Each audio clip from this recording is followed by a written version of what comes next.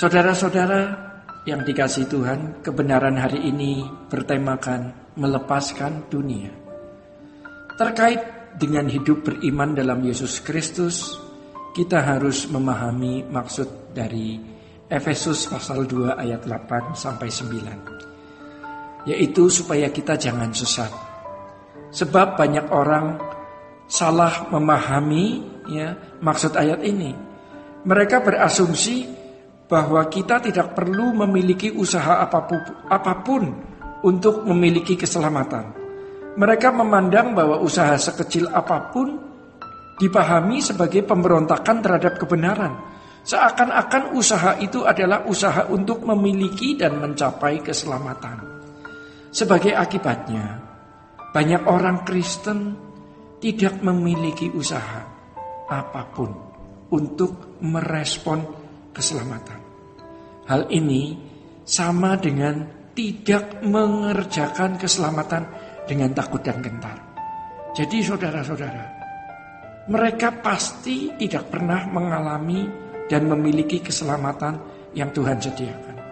Dalam Efesus 2 ayat 8-9 tertulis, sebab karena kasih karunia kamu diselamatkan oleh iman. Itu bukan hasil usahamu, tetapi pemberian Allah. Itu bukan hasil pekerjaanmu. Jangan ada orang yang memegahkan diri. Kalimat itu bukan hasil usahamu, harus dipahami dengan benar. Itu bukan hasil usahamu, artinya itu bukan dari dirimu sendiri, tetapi dari Allah atau pemberian Allah.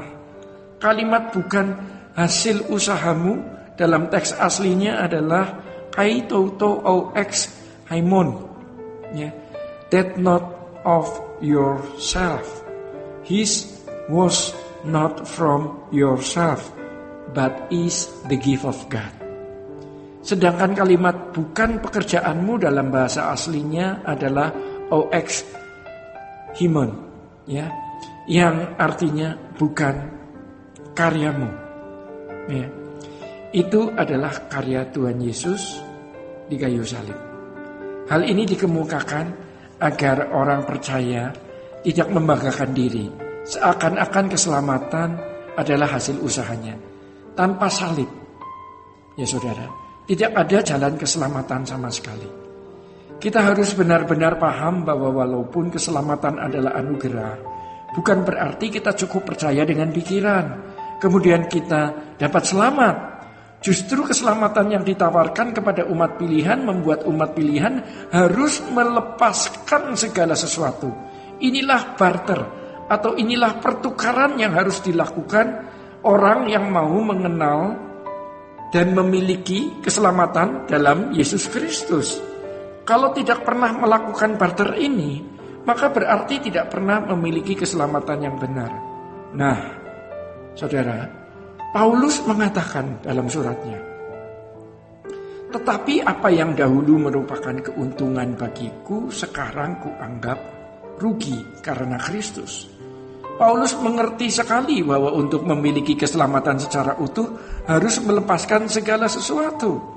Firman Tuhan mengatakan bahwa persahabatan dengan dunia adalah permusuhan dengan Allah. Jadi barang siapa bersahabat dengan dunia ini berarti menjadikan dirinya musuh Allah. Bersahabat dengan dunia artinya kehidupan yang dapat dibahagiakan oleh fasilitas dunia ini.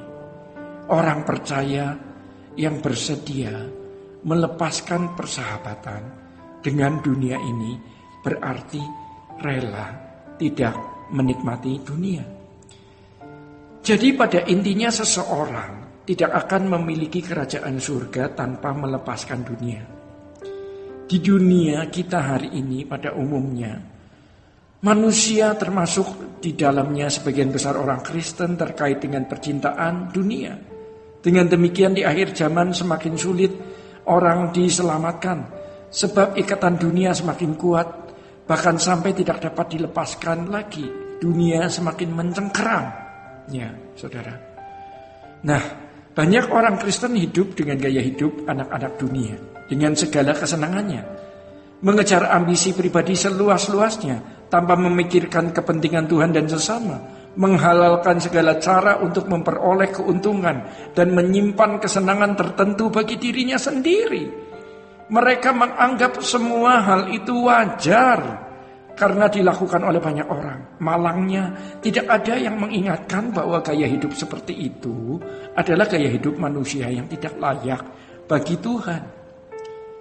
Saudara, harga mengikut Tuhan Yesus sepanjang zaman selalu sama.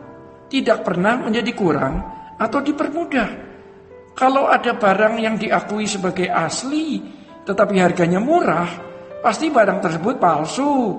Demikianlah Injil palsu yang banyak beredar. Seakan-akan menerima Yesus tanpa pertaruhan. Mereka mengajarkan asal memiliki keyakinan mereka sudah menjadi umat Allah. Waduh, ini menyeramkan ya saudara. Maka terkait dengan hal ini, Paulus mengatakan, jadi bagaimana sekarang, adakah ku cari kesukaan manusia atau kesukaan Allah? Adakah ku coba berkenan kepada manusia? Sekiranya aku masih mencoba berkenan kepada manusia, maka aku bukanlah hamba Kristus. Setelah mengatakan demikian, Paulus menunjukkan bahwa perjumpaannya dengan Tuhan Yesus membuat ia harus meninggalkan segala kenikmatan hidupnya sebagai salah satu pimpinan agama Yahudi.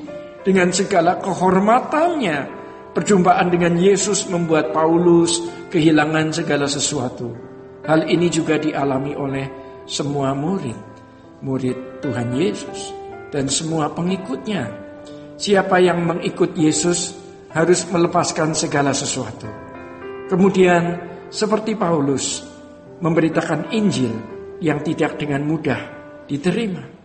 Sebab Paulus memberitakan Injil dengan harga yang sangat-sangat tinggi, yaitu segenap hidup.